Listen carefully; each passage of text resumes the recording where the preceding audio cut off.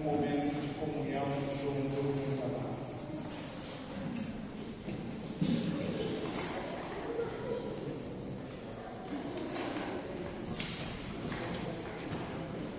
Boa noite, graça e paz, amados.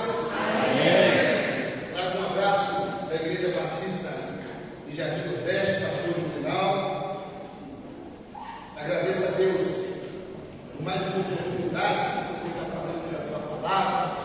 Agradeço ao pastor Pedro, pastor querido, irmão, amigo, toda a família. Estou ali com a minha esposa, minhas duas filhas, minha sobrinha, vieram aí junto nessa festa. Desde quinta-feira estou aqui na igreja, aprendendo um pouco na palavra de Deus, louvando ao Senhor, orando, tem sido uma bênção da minha vida. Quem pôde vir, pôde sentir a presença de Deus nesse dia, e foi maravilhoso. Hoje é a terceira vez que eu venho aqui, então eu já posso pedir música no Fantástico. Amanhã vocês colocam lá na Globo e vou estar colocando uma música no Fantástico.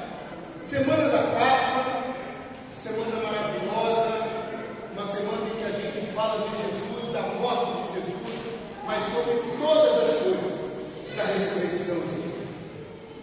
E o que me incomoda é em que momento da história os marqueteiros de plantão colocaram um coelho.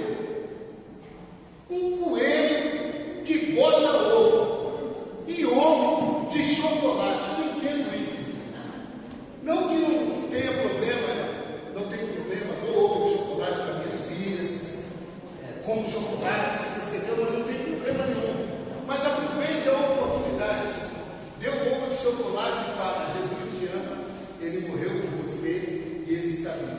Não tem problema nenhum comer chocolate, não é pecado, mas eu acho muito engraçado. E esses dias em casa eu lembrei de uma história, quando eu era mais jovem, era solteira ainda, e eu comecei a namorar uma menina, minha esposa está ali, eu nem me lembro o nome dela, tá aí? Comecei, não veio assim na minha cabeça, e foi justamente na época da Páscoa. E aí então me convidaram para poder almoçar, o almoço da Páscoa. E eu querendo fazer, boa impressão, levei ovos de Páscoa para entregar. E tivemos aquele almoço muito gostoso. Então eu chamei a minha namorada Cleuzinha, dá um ovo de Páscoa para você. Aí Cleuzinha, acho que é irmã dela, estou confundindo aqui. Sei, não me lembro direito. Aí tirei da bolsa outro ovo e dei para a mãe dela. Aí tirei outro ovo da bolsa e dei para o irmão dela. Aí tirei mais um ovo da bolsa e dei para o pai dela. Quando de repente olharam, sobrou um ovo e não tinha mais ninguém da família. Aí eu falei: é da Juju, que é a cachorrinha de vocês. Eu comprei um ovo até para a cachorrinha. Quando você está no começo do relacionamento, você quer impressionar. Mas é muito bom esse momento de entrega de presente. A Páscoa talvez seja a segunda maior festa cristã. E é uma bênção a gente poder falar de Jesus. Eu queria te convidar a abrir a Bíblia na carta de Paulo à igreja de Corinto, 1 Coríntios capítulo 11, versículo de 17 a 34. 1 Coríntios capítulo 11, vamos ler do versículo 17 a 34. Se você puder e quiser se colocar em pé em reverência à palavra do Senhor, 1 Coríntios, a ceia do Senhor.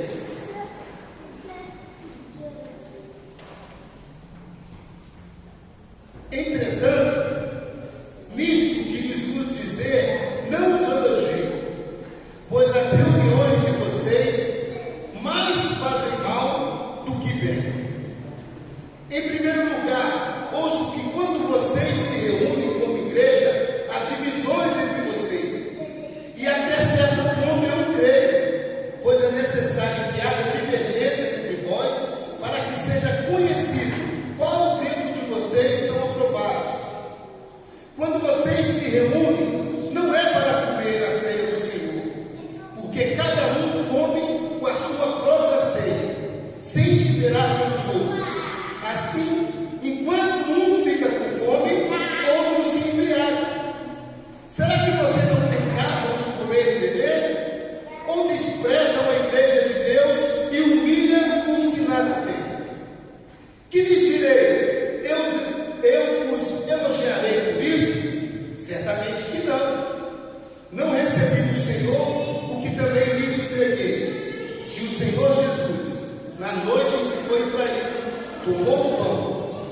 tendo dado graças, partiu e disse: isto é o meu corpo, que é dado em favor de vós.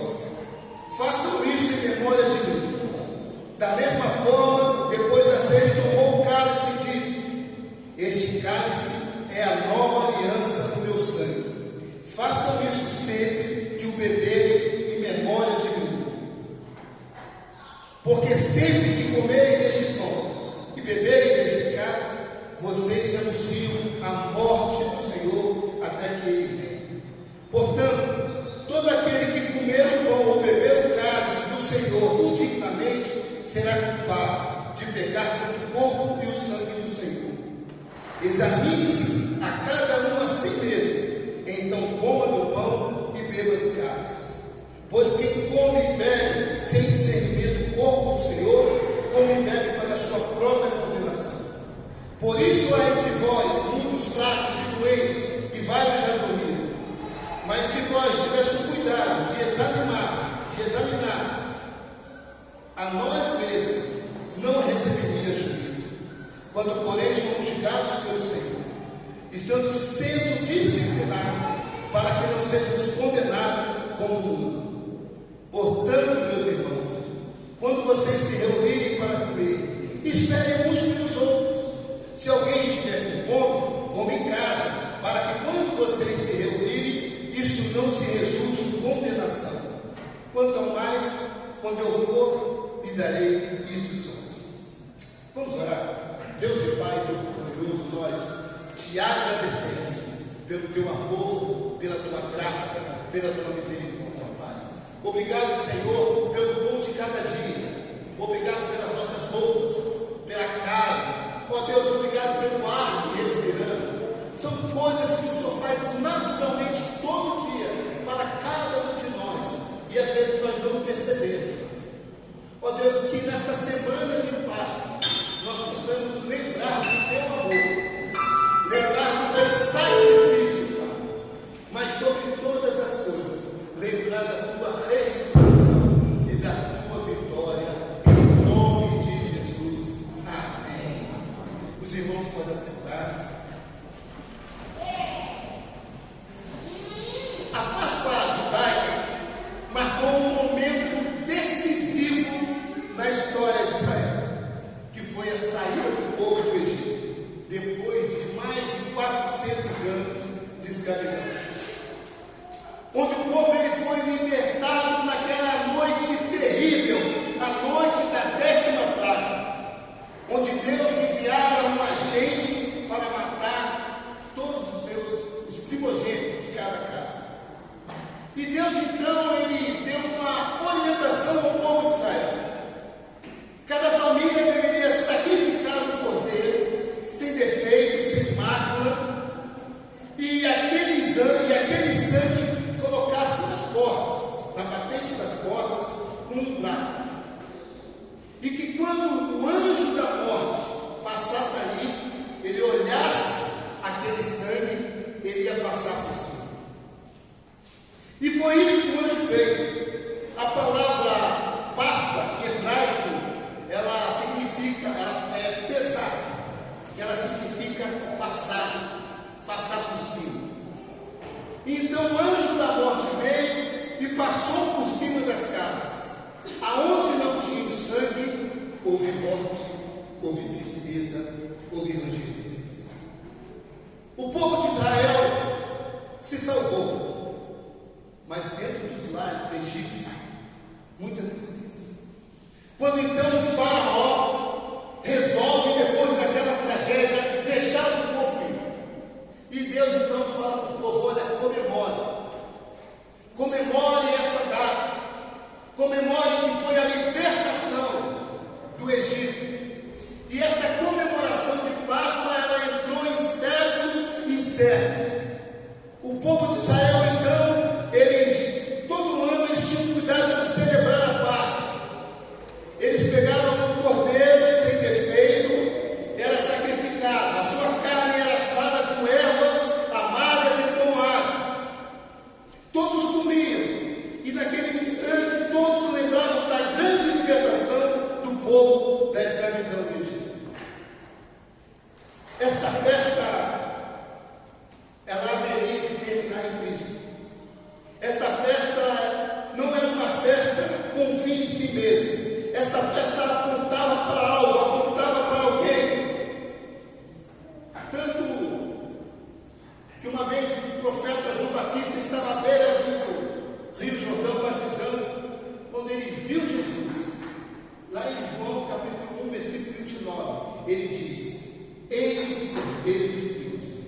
tirais o pecado.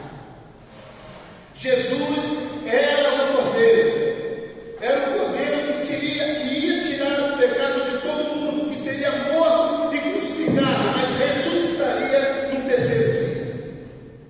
O engraçado é que Jesus, ele entra em Jerusalém na semana da Páscoa, Jesus e seus discípulos. E Jesus, ele chega para Pedro e para João e fala: prepare um local para a gente comer a Páscoa. E então, na quinta-feira à noite, a mesa estava posta com o cordeiro assado, as ervas amargas e o pão sem fermento e o vinho. E é neste momento que Jesus, ele encerra a festa judaica. E é neste momento que Jesus fecha a porta da Páscoa judaica. Ela chega ao fim. Ela cumpriu o seu papel. Então Jesus, ele toma o pão, o parte, e ele diz: ó, este é meu corpo que é dado por vós. Ele pega um cálice de vinho e diz: esse cálice é a nova aliança do meu sangue.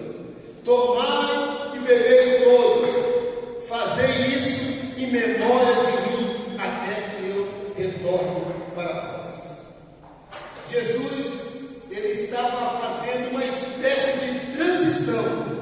Sai a Páscoa judaica e entra a ceia do Senhor. Glória a Deus. Naquele momento, Jesus está dizendo: acabou a matança de cordeiro. Acabou. Nós não vamos mais celebrar a Páscoa judaica. Nós celebraremos agora a ceia do Senhor. O Cordeiro de Deus apresenta na comemoração da ceia. E nesta noite, meus amados, através do texto que nós lemos, nós vamos entender um pouquinho sobre a ceia do Senhor e sobre a comunhão a que eu e você somos chamados para a comunhão com o Senhor.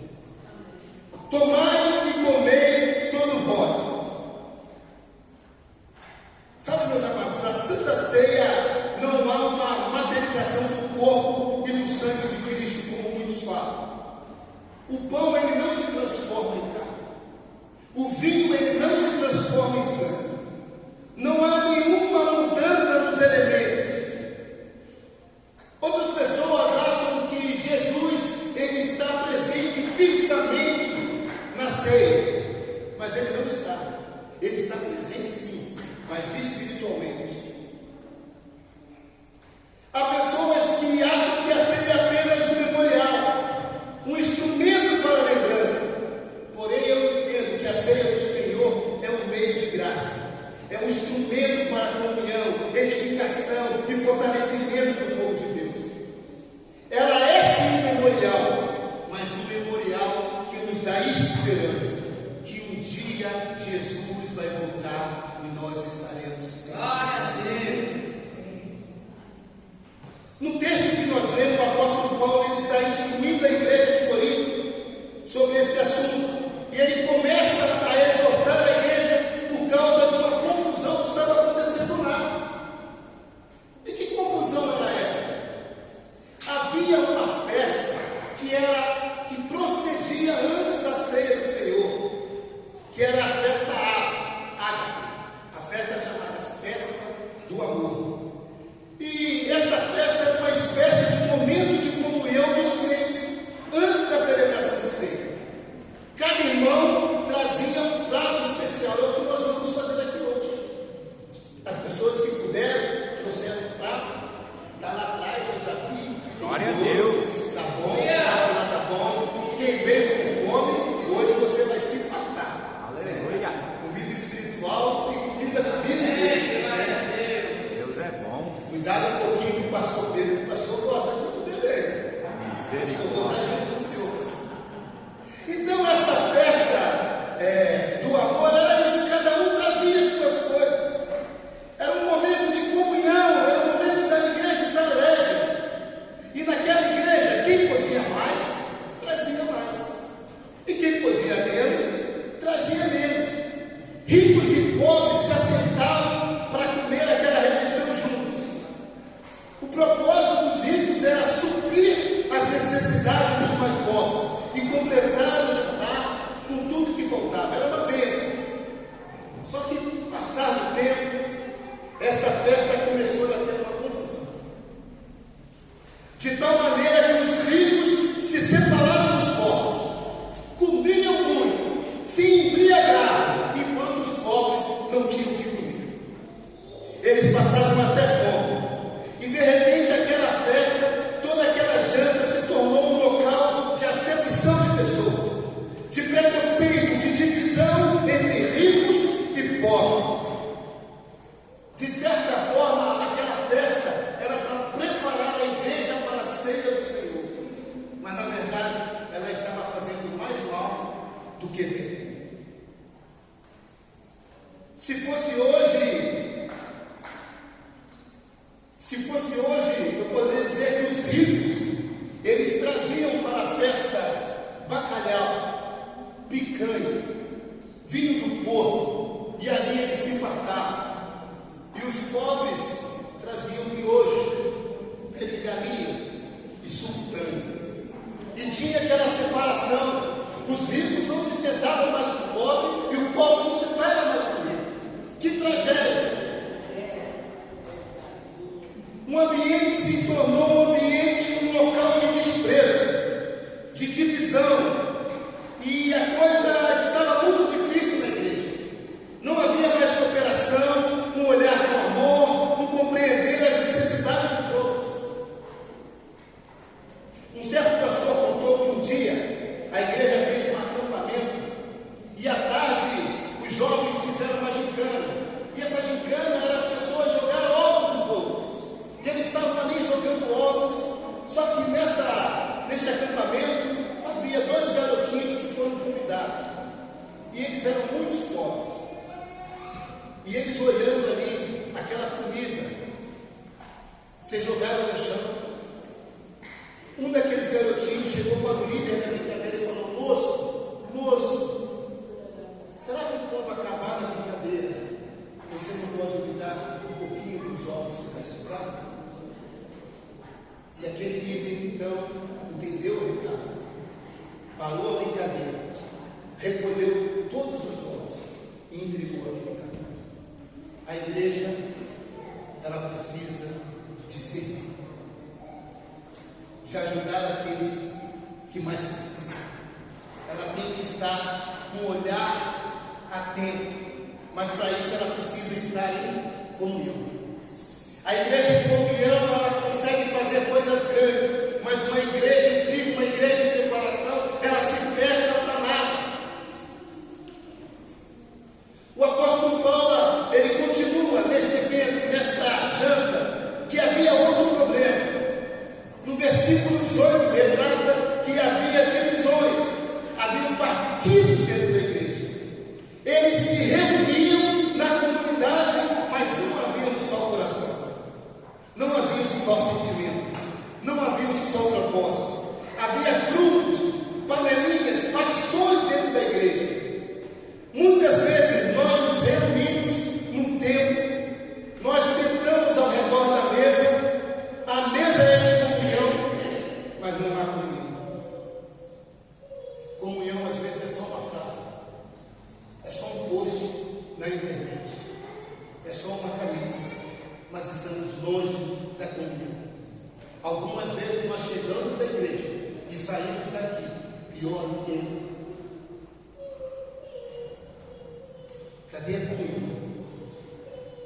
A mesa, ela precisa ser de comunhão, ela precisa ser de amor. Na verdade, naquela igreja havia muitos problemas, arestas a serem reparadas, havia diferenças que não eram superadas, havia muros que precisavam ser quebrados. As pessoas colocaram tijolos, mas em vez de pegar o tijolo e construir uma ponte, esse tijolo estava construindo muros. As pessoas não se olhavam mais, as pessoas não se amavam mais. E muitas das vezes esses grupos vão surgindo, vão crescendo e tornam a nossa comunhão prejudicada. E Paulo vai falar no versículo 17, algo muito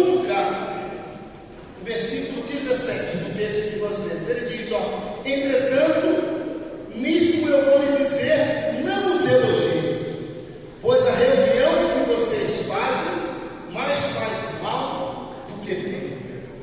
No versículo 20 ele continua: quando vocês se reúnem, não é para comer a ceia do Senhor, porque cada um come a sua própria ceia sem esperar pelos outros. Eles deveriam ficar com o coração pesado, perceber que esta reunião é feita para edificação, estava se tornando prejudicial.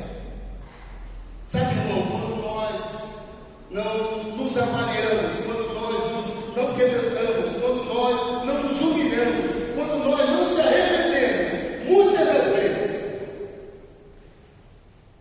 nós fazemos um papel contrário do que a igreja precisa fazer. Quando há partido, quando há um dedo em risco, isso não faz parte da comunhão de Cristo. Olha o versículo 22. Portanto, todo aquele que comer o pão, 22, será que vocês não têm casa onde comer e beber, e desprezam a igreja de Deus e humilham os que não têm nada? E ele continua lá no verso 24. Ele continua no verso 27. Olha o que ele diz lá: portanto, todo aquele que comer o pão e beber o cálice do Senhor indignamente será culpado de pecar contra o corpo e o sangue do Senhor. Eles estavam se reunindo numa celebração e estavam pecando um contra o outro, e pior, estavam pecando contra o Senhor. Por isso que eu gosto da Bíblia. A Bíblia, ela não esconde os fatos. A Bíblia, ela não passa o pano. Ela mostra a verdade verdadeira. Diante de todo esse cenário, diante de tudo isso, vamos ver o que o apóstolo Paulo vai nos ensinar como igreja sobre essa questão da ceia. Em primeiro lugar, olha que maravilhoso, a maior demonstração de amor é dada diante da maior demonstração de maldade. Eu vou repetir: a maior demonstração de amor é dada diante da maior demonstração de maldade. Versículo 23: pois recebi do Senhor o que também entreguei, que o Senhor Jesus, na noite que foi traído, tomou o pão. Na noite que foi traído, tomou o pão. Esta relação dos líderes religiosos com Judas Iscariotes estava sendo tramada uma conspiração. Jesus estava dando a ceia com seus discípulos, e naquele ambiente, por trás daquele ambiente, estava havendo uma conspiração, um plano contra Jesus para prendê-lo, julgá-lo e matá-lo. Mas Jesus, meus amados, ele não era inocente desse fato. Ele tinha plena consciência de tudo que estava acontecendo nos bastidores. E exatamente quando se planeja um plano de prisão, de morte, onde o poder das trevas estava em plena operação para matá-lo, é exatamente nessa circunstância que ele tomou o pão, e é nessa circunstância que ele se oferece, é nessa circunstância que ele inaugura a ceia. Louvado seja Deus, meus irmãos, porque enquanto Judas tramava um plano para matar Jesus, ele planejava entregar a sua vida pela igreja. Amém. Glória a Deus. Então, em segundo lugar, enquanto o inferno tramava a maior orquestração para matar Jesus, ele planejava a maior forma de dar a própria vida para a salvação do seu povo. O curioso é que nessa mesma carta, no capítulo 2, no versículo 7 e 8, diz assim: a sabedoria é essa, que nenhum dos poderosos desse século conheceu, que é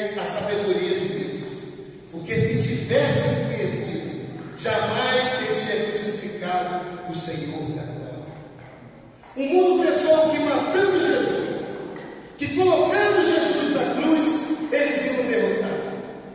Mal eles sabiam que quando eles colocaram Jesus na cruz, a vitória estava caminhando para o seu povo. Glória a Deus. Foi na cruz que Jesus esmagou a cabeça da serpente. Foi na cruz que Jesus expôs o diabo e as suas hostes de preso.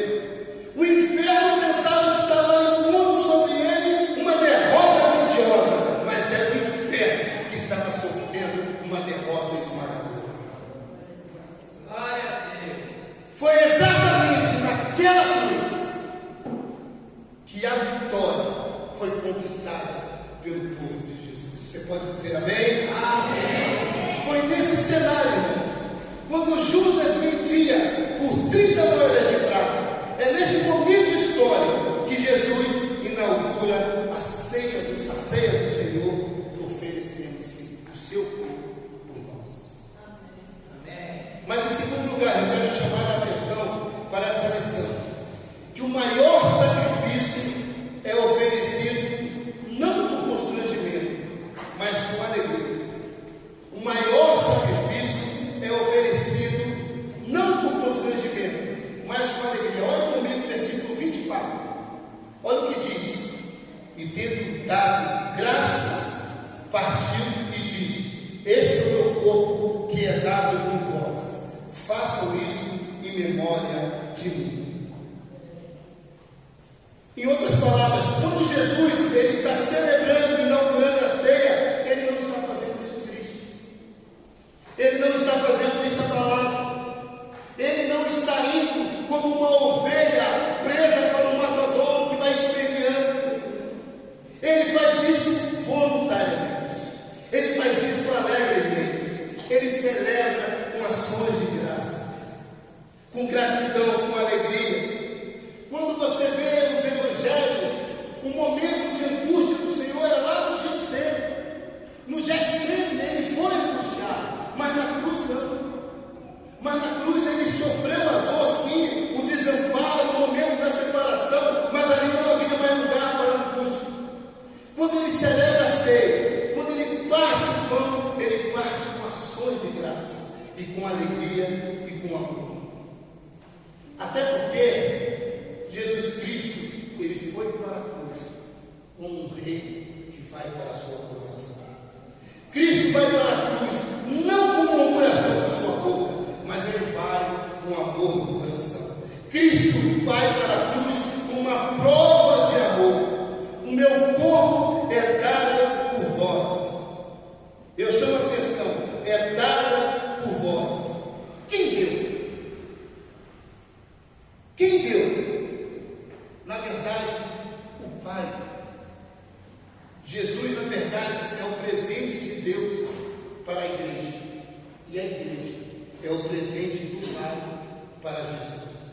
Eu vou repetir. Jesus é o presente de Deus para a igreja. E a igreja é o presente do Pai para Jesus. O Pai deu seu Filho. Ele não poupou o seu próprio Filho. Ele amou o mundo de tal maneira, de tal maneira, de tal maneira, que ele deu o seu único Filho para todo aquele que crê. Não pereça, mas será. Glória a Deus. O terceiro ensinamento também está no versículo 24. Tendo dado graças, partiu o pão e disse: este é o meu corpo.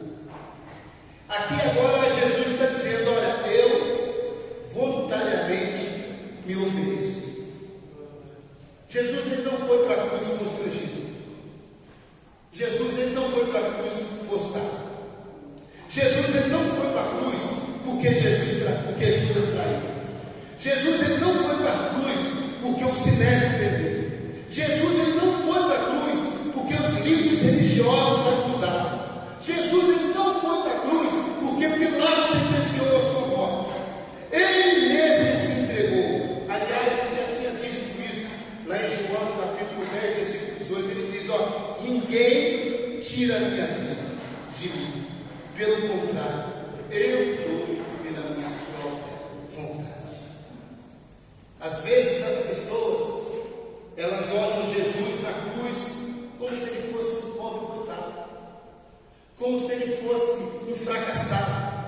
como se ele fosse um derrotado, e as pessoas começam a sentir pena de Jesus. Vocês lembram em 2004, quando saiu aquele filme A Paixão de Cristo, do diretor Mel Gibson? Centenas de pessoas, igrejas, iam para o cinema, as pessoas saíam de lá chorando, comovidas, coitado de Jesus, Jesus sofreu. Meus irmãos, as pessoas com uma espécie de piedade pela agonia dele, pela humilhação dele. É claro, isso mexe fortemente com as nossas emoções. Mas na verdade, essa entrega e morte de Jesus, essa entrega de amor dele, nos garantiu a salvação e novamente a comunhão. Deus, ele ansiava ter a comunhão comigo e com você. Desde o Éden, quando ele estava lá no jardim do Éden com Adão e Eva, toda a tardinha, Deus ele saía e conversava com Adão e falava: e Adão, como é que você está? Está tudo bem? Adão falava: está bom, Deus. Ele falava com Eva: e aí, Eva, está bom aí? A Eva estava ótimo, está quente um pouquinho aqui, mas eu vou cair na cachoeira, vou comer uma uva, vou comer uma maçã. Deus, ele tinha comunhão com o homem, ele falava abertamente e ele ansiava para isso. Mas o pecado, quando ele entrou, ele teve essa separação. Ela separou o homem de Deus. E lá na cruz, com a morte de Jesus, quando você aceita esse sacrifício, quando você crê no Senhor Jesus, você estabelece a sua comunhão com Deus Todo-Poderoso. Por isso que hoje a Bíblia fala que o véu se rasgou. Naquela época as pessoas falaram que Deus precisava de falar com o sumo sacerdote, com o sacerdote. Agora não. Agora você da onde você está sentado. Agora você no seu quarto. Agora você da onde você estiver, você pode fechar os seus olhos e ter uma conexão direta com Deus. Então é instituída a ceia. Este é o momento em que a igreja de comunhão lembra da morte e se alegra na expectativa da volta de Jesus. Essa deve ser a mensagem da igreja, que ele morreu por nós, com grande amor, e que um dia, com alarido e glória, ele vai voltar, e ele vai vir majestosamente nas nuvens. Ah, como eu espero esse dia! Como eu espero esse dia da volta de Jesus. E continuando, leemos agora para terminar o versículo 27 e 28. Portanto, todo aquele que comer ou beber o cálice do Senhor, indignamente será culpado de pecar contra o corpo e o sangue do Senhor.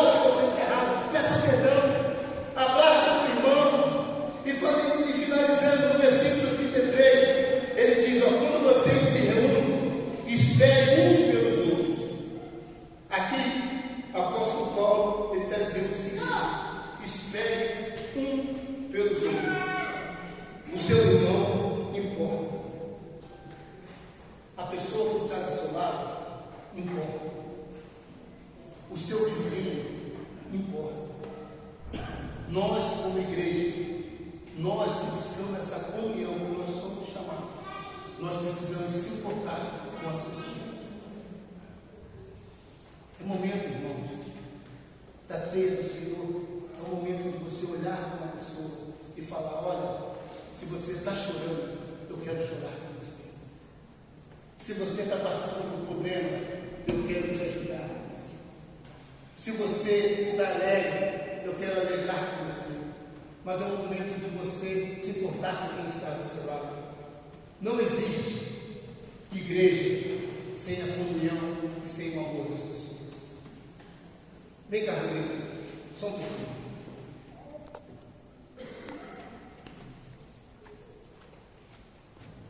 Existem muitas pessoas aí fora que estão carentes de um abraço. Existem pessoas aí fora que não têm com quem conversar. Eles estão esperando a mim e a você para mostrar esse grande amor de Cristo pela igreja. Amém? Amém. Nós podemos sair daqui e quando nós subirmos lá em comunhão, abraça pelo menos 10 pessoas. Mas quando você sair daqui da porta dessa igreja, lembre-se também de abraçar as pessoas, porque é o que Deus quer para nós. Nós possamos ter comunhão com Ele, mas que nós possamos também levar esse grande amor dele para as pessoas que não conhecem. Vamos orar? Você pode colocar em pé? Jesus, Ele é a nossa Páscoa. E um dia Ele vai voltar. Amém. E Ele vai tirar do seu olho, minha irmã. Ele vai tirar do seu olho, meu irmão, todas as lágrimas. Não vai haver mais pranto. Não vai haver mais dor.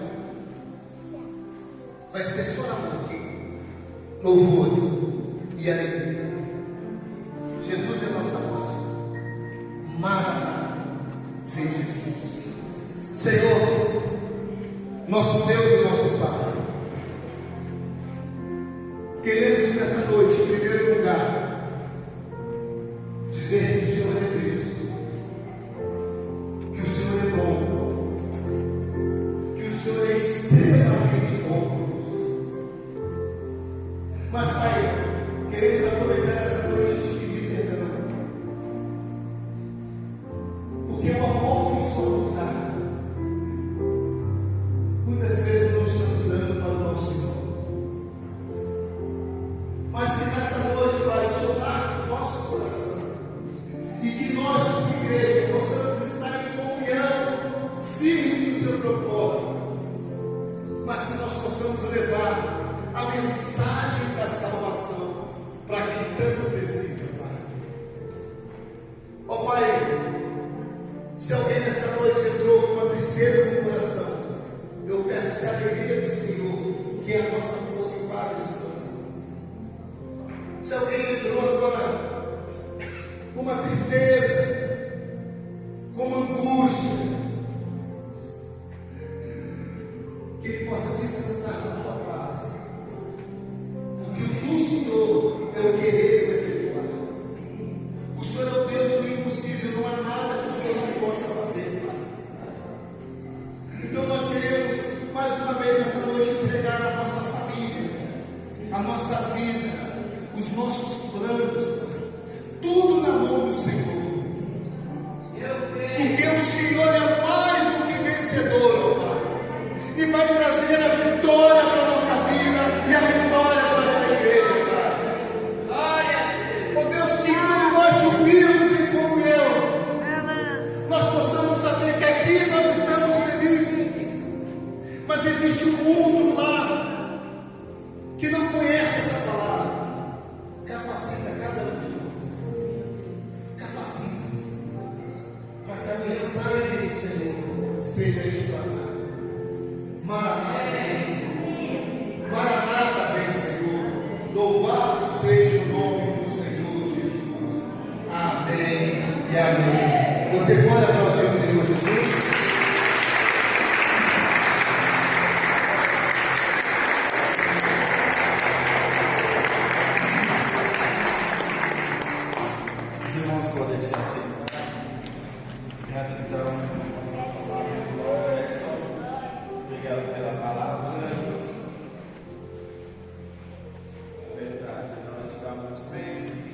espiritualmente já chega e nós vamos passar pelo segundo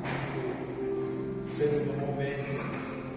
E mais uma vez eu quero agradecer.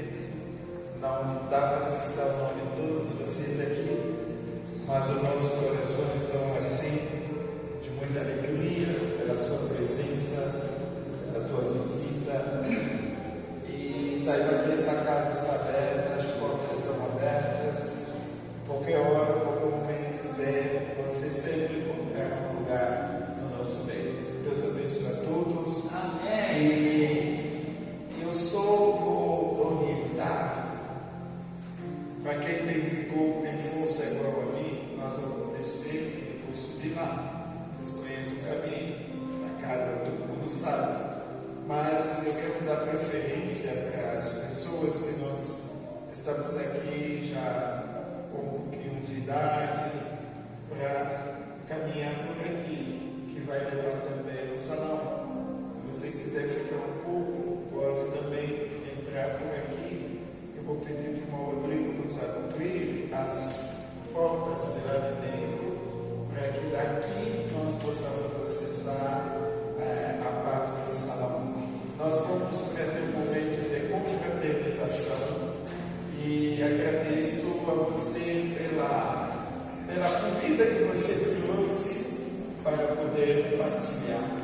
E eu fico feliz porque alguém trouxe pimenta, viu? Tem visita.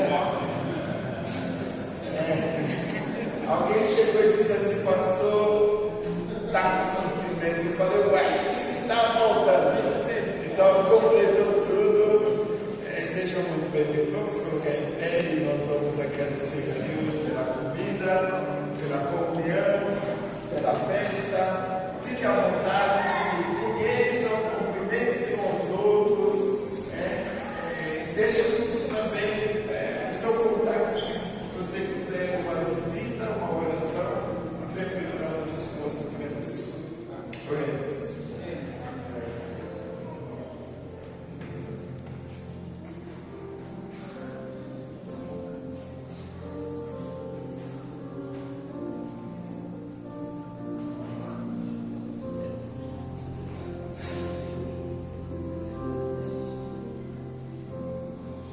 Pai amado, nós agradecemos pelo desfecho deste dia, pela mensagem que chegou ao encontro aos nossos corações.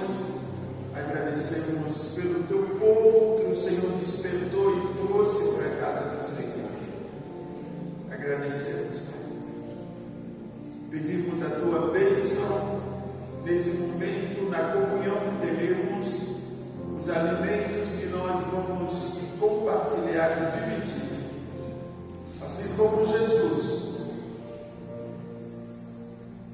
ele partiu e deu aos seus discípulos. Senhor, nos ajude a viver sempre essa experiência na comunhão, saber partir, para que eu não tenha tudo sozinho, para que eu não possa ver o meu vizinho passando dificuldade e eu não podendo ajudar. Ajuda a tua igreja, Pai, a esta dimensão do partir e do entregar.